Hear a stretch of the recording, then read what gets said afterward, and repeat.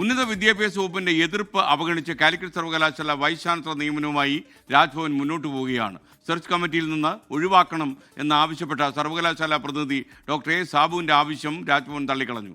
രാജ്ഭവന്റേത് സർക്കാരിന്റെ അധികാരത്തിന്മേലുള്ള കടന്നുകയറ്റമെന്നും സെർച്ച് കമ്മിറ്റിയിലെ അപാകതയിൽ കോടതിയെ സമീപിക്കുമെന്നും ഉന്നത വിദ്യാഭ്യാസ വകുപ്പ് മന്ത്രി ഡോക്ടർ ആർ ബിന്ദു ഇന്ന് പ്രതികരിച്ചു. കാലിക്കറ്റ് സർവകലാശാല വൈസ് ചാൻസലർ നിയമനവുമായി ബന്ധപ്പെട്ട് രൂപീകരിച്ച സെർച്ച് കമ്മിറ്റിയിൽ നിന്ന് ശാസ്ത്ര സാങ്കേതിക council member secretary doctor A സാബുവാണ് പിന്മാറുന്നതായി രാജ്ഭവനെ അറിയിച്ചത്. എന്നാൽ സാബുവിന്റെ ആവശ്യം രാജ്ഭവൻ തള്ളി. സർവകലാശാലയാണ് പ്രതിനിധിയായി സാബുവിനെ നൽകിയത്. പിന്മാറുകയാണെങ്കിൽ സർവകലാശാലയെ അറിയിക്കാനാണ് രാജ്ഭവൻ സാബുവിന് നൽകിയ മറുപടി. സാബുവിനെയും കൂടി ഉൾപ്പെടുത്തി VC നിയമനവുമായി ബന്ധപ്പെട്ട നടപടിക്രമങ്ങൾ രാജ്ഭവൻ മുന്നോട്ട് കൊണ്ടുപോയി.